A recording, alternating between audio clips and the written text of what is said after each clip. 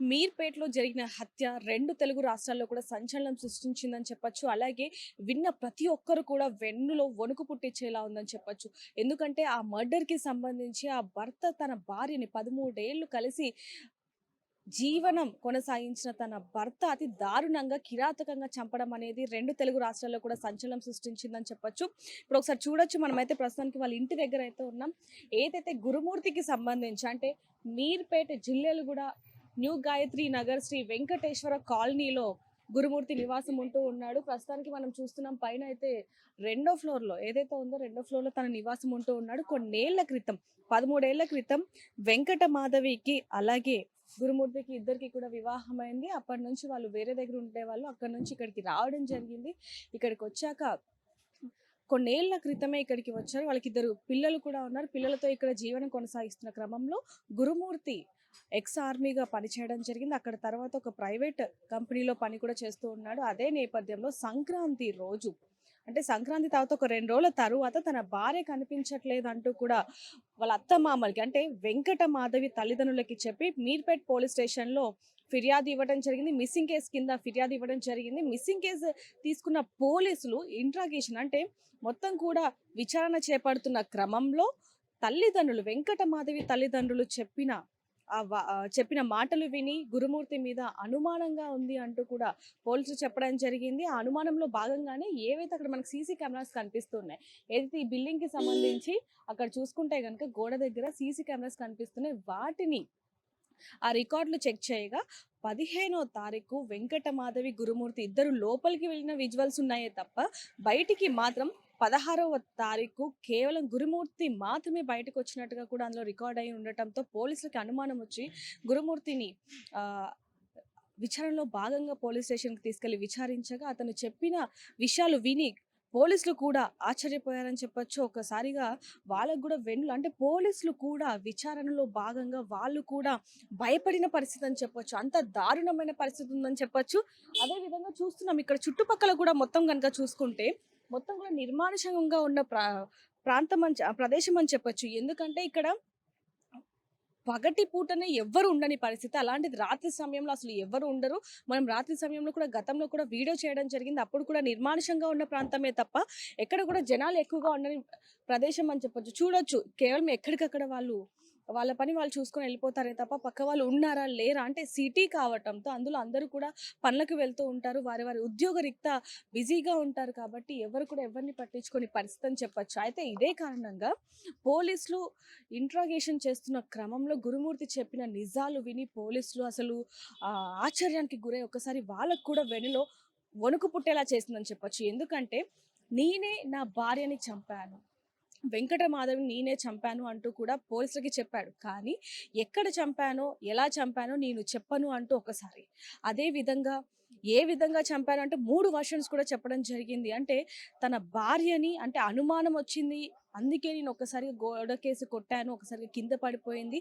ఎవరికీ అనుమానం రాకుండా ముక్కలుగా నరికేసి కుక్కల్లో ఉడికిచ్చి డ్రైనేజ్‌లో పడేశానని ఒకసారి, మరోసారి చుట్టాల ఇంటికి పంపించాను మృతదేహాన్ని ముక్కలుగా కోసాను. మరోసారి మూడోసారి చెరువులో పడేశాను అంటూ కూడా ఇలా అనేక సార్లు పోలీసులను డైవర్ట్ చేయడం జరిగింది. పోలీసులకు కూడా ఈ కేసు ఒక సవాల్‌గా మారిందని చెప్పొచ్చు. పోలీసులు కూడా దాదాపుగా 25 మందిని విచారించారు. అనేక సీసీ కెమెరాలు అంటే ఇక్కడ చుట్టుపక్కల ఏవైతే సీసీ కెమెరాలు ఉన్నాయో వాటన్నిటిని కూడా పోలీసులు స్వాధీనం చేసుకొని అన్నిటిని కూడా చూసినప్పటికి అంటే 15వ తారీఖు నుంచి ఏ రోజు అంతకుముందు ఎక్కడికెళ్లారు? ఏంటి? అన్ని వివరాలు కూడా కనుక్కోవడం జరిగింది. దాదాపుగా ఏదైతే చెరువులో మృతదేహాన్ని ముక్కలుగా కట్ చేసి చెరువులో పడేశారని ఏవైతే చెప్పాడో పోలీసులు అక్కడికి వెళ్లి కూడా దాదాపుగా 15 సార్లు జ ఈతగాళ్ళని పెట్టి మొత్తం కూడా తనిఖీ చేసినప్పటికీ కూడా ఎక్కడ కూడా ఎటువంటి మృతదేహం కాదు కదా! చిన్న పార్టికల్స్ కూడా దొరకని పరిస్థితి అని చెప్పొచ్చు. పోలీసులకు మాత్రం ఈ కేసు ఎంత సవాల్‌గా మారిందనేది కూడా మనం కూడా చూసాం. అనేక సార్లు ఇక్కడికి రావడం జరిగింది. గురుమూర్తికి సంబంధించి సిపి సుధీర్ బాబు కూడా మాట్లాడడం జరిగింది. పోలీసులు కూడా ఈ క్రైమ్ అంటే ఎంత దారుణమైన పరిస్థితి అంటే ఈ 20 ఏళ్లలో ఎటువంటి క్రైమ్ అన్నా మనం చూసాం గానీ ఇంత దారుణంగా తన భర్త ఇంత అమానుషంగా అసలు ఇంగిత జ్ఞానం లేకుండా అసలు అంత పైశాచిక ఆనందంతో ఏ విధంగా హతమార్చాడు అనేది కూడా పోలీసులు కూడా అర్థం కాని పరిస్థితి అని చెప్పొచ్చు. అందులో ఎక్స్ ఆర్మీగా అనేక దాదాపుగా 15 ఏళ్ల నుంచి ఎక్స్ ఆర్మీగా పనిచేస్తున్నాడు కాబట్టి, ఆ తెలివితేటలన్నిటిని కూడా ఇక్కడ వాడాడు అనేది కూడా పోలీసులు చెప్పడం జరుగుతుంది. ఒక 2, 3 సినిమాలను చూసి అంటే 'దృశ్యం' అలాగే 'సూక్ష్మదర్శిని' ఈ సినిమాలు చూసి ఈ విధంగా చేశారు అంటూ కూడా కొన్ని వార్తలు రావడం జరిగింది. అయితే అన్నిటిని కూడా పోలీసులు దాదాపుగా 'దృశ్యం' మూవీ చూసారు. అలాగే 'సూక్ష్మదర్శిని' సినిమాని కూడా చూసి అందులో ఎక్కడైనా దొరికిందా? అసలేంటి నిజంగానే సినిమా చూసి చేశాడా? అనే కోణంలో కూడా పోలీసులు దర్యాప్తు చేపట్టినప్పటికీ ఎక్కడ కూడా ఒక్కొక్కసారి ఒక్కొక్క రోజు పోలీసులకి ఒక ట్విస్ట్‌గా చెప్పాడని చెప్పొచ్చు. అదే విధంగా పోలీసులు కూడా ఒక ఛాలెంజ్‌గా ఇంకో విషయం ముఖ్యంగా ఇక్కడ చెప్పుకోవాల్సిందేంటంటే పోలీసుని కూడా ఛాలెంజ్‌గా చేశాడని చెప్పొచ్చు. అంటే హత్య చేసింది నేనే.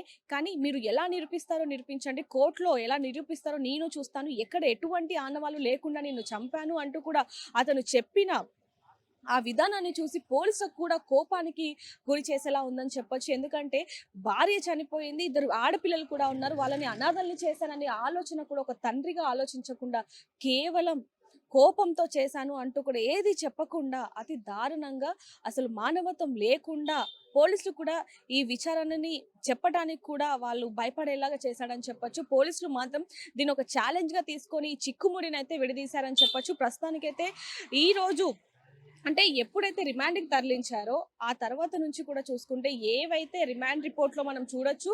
దాదాపుగా ఏవైతే సాక్ష్యాలుగా దొరికాయో అంటే ఇక్కడ మనం చూసుకుంటే గనుక పోలీస్ ఇన్వెస్టిగేషన్‌లో తెలిసిందేంటంటే, పోలీసులు ఇక్కడికి వచ్చి దాదాపుగా ఇదే సీన్‌ని దాదాపుగా ఒక 5, 6 సార్లు ఇక్కడికి గురుమూర్తిని తీసుకొని రావటం జరిగింది. తీసుకొనొచ్చి అసలెక్కడ ఏం చేశావంటూ మళ్ళీ దగ్గరుండి ఎలా చేశావు ఏంటో అంటూ కూడా పోలీసులు విచారించగా, పోలీసుల విచారణలో అక్కడ తెలిసిందేంటంటే 15వ తారీఖు సంక్రాంతికని చెప్పి వాళ్ళ అక్క వాళ్ళ ఇంటికి వెళ్ళడం జరిగింది. పిల్లలతో సహా అక్కడికి వెళ్లారు. అక్కడి నుంచి వచ్చిన నేపథ్యంలో పిల్లల్నిద్దరిని కూడా అక్క వాళ్ళ ఇంట్లోనే వదిలేయడం జరిగింది. ఇక్కడికి వచ్చాక కేవలం వెంకటమాధవి, గురుమూర్తి మాత్రమే సెకండ్ ఫ్లోర్‌లోకి వెళ్ళినట్టుగా ఇక్కడ ఉన్న మనకి సీసీ కెమెరాలో కూడా రికార్డ్ అవ్వడం జరిగింది. లోపలికి వెళ్ళిన తర్వాత అంటే ముందుగానే ఇదంతా కూడా పక్కా ప్లాన్‌తో చేసినట్టుగా కూడా చాలా క్లియర్‌గా తెలుస్తుందని చెప్పొచ్చు. అంటే ఎప్పుడు మీ ఇంటికే వెళ్తూ ఉంటాం, మా అమ్మ వాళ్ళ ఇంటికెళ్దాం అనే ఒకే ఒక్క ఆ పదాన్ని తను వాడడం జరిగింది. అంటే ఎప్పుడు మీ కుటుంబ సభ్యులతోనే ఉంటూ ఉంటాం కదా! ఈసారి మా కుటుంబ సభ్యులతో మా ఇంటికెళ్దాం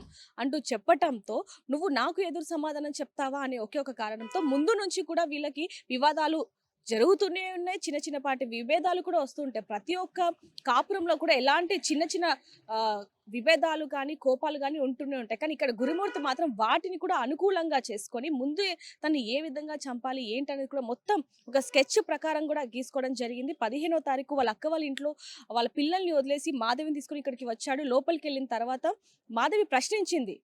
మా అమ్మ వాళ్ళ ఇంటికెళ్దాం అనంగానే, నాకెదురు సమాధానం చెప్తావా? లేకపోతే ఏంటి ఈ విధంగా మాట్లాడతావా? అంటూ కూడా తన మీద దాడి చేయడం జరిగింది. ఒక్కసారిగా మెడను పట్టుకొని గొంతు నిలమగా తను అక్కడికక్కడే కుప్పకూలిపోయింది. వెంటనే తను చనిపోయిందని తెలుసుకొని తన ఏదైతే మృతదేహాన్ని ఉందో అంటే ఇక్కడ మనం ముఖ్యంగా ఇంకోటి మాట్లాడుకోవాల్సిందేంటంటే, అక్కడే విచక్ష రహితంగా డాన్సులు వేయటం. అంటే పైశాచిక ఆనందం ఏ విధంగా ఉందనేది కూడా ఇక్కడ మనం చూడొచ్చు. పైశాచిక ఆనందంతో ఏ విధంగా బిహేవ్ చేశాడనేది కూడా పోలీసులు వివరించడానికి గూడా ఆలోచిస్తున్న పరిస్థితి అని చెప్పొచ్చు. అయితే ఆ తరువాత ముక్కలు ముక్కలుగా నరికేస్తాను. ముందు ఏ విధంగా అయితే ప్లాన్ చేసుకున్నాడో, స్కెచ్ చేసుకున్నాడో అదే విధంగా ఒక మొద్దు, అలాగే పెద్ద చాకు, యాసిడ్, ఆహ్, హీటర్, కుక్కర్, పెద్ద బాండీ ఇవన్నీ స్టవ్ అన్నీ కూడా తను ముందుగానే స్కెచ్ వేసుకున్నట్టుగా ఇవన్నీ కూడా ప్లాన్ చేసుకొని ముక్కలుగా 3 భాగాలుగా చేసి, ఆ ముక్కల్ని కొన్నిటిని ఉడికించి మరికొన్నిటిని హీటర్‌లో నీళ్ళలో ఉడికిచ్చి ఇవన్నీ చేసి కొన్ని పార్ట్స్‌ని మాత్రం డ్రైనేజ్‌లో బాత్రూమ్‌లో పడేయడం జరిగింది. మరికొన్నిటిని ఇక్కడ దగ్గరలో ఉన్న ఏదైతే పెద్ద చెరువు ఉందో అక్కడికెళ్ళి కూడా నేను ఒకసారి మీకు చూపించే ప్రయత్నం చేస్తాను.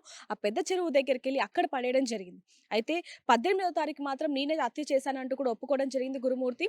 కేవలం 15వ తారీఖు లోపలికి వెళ్తే 16వ తారీఖు ఆ బకెట్ తీసుకొని బయటికి వచ్చినట్టుగా ఒక విజువల్స్ కూడా పోలీసులకు దొరకడం జరిగింది కాబట్టి ఇవన్నిటిని కూడా పోలీసులు పరిగణనలోకి తీసుకొని వీటన్నిటిని కూడా రిమాండ్ రిపోర్ట్‌లో మొత్తం కూడా మెన్షన్ చేయడం జరిగింది. అందులో ఇక్కడ ముఖ్యంగా ఇంకొకటి చెప్పుకోవాల్సిందేంటంటే ఇతనొక్కడే చేశాడా అనే ప్రశ్న ప్రతి ఒక్కరు కూడా తలెత్తుతుందని చెప్పొచ్చు. ప్రశ్నగానే మారింది అని కూడా మొన్నటి వరకు అనుకున్నాం. కానీ ఇక్కడ మాత్రం చూసుకుంటే పోలీసులు ఏ2, ఏ3, ఏ4గా కూడా ముగ్గురు వ్యక్తులనైతే గుర్తించారని చెప్పొచ్చు. ఆ ముగ్గురు కూడా ఇప్పుడు పరారీలో ఉన్నారు. ఒకరు తన తల్లి, రెండో వ్యక్తి తన సోదరి, మూడో వ్యక్తులు తన సోదరుడు. వీళ్ళ ముగ్గురు కూడా ఇతనితో పాటు పాలు పంచుకున్నారు.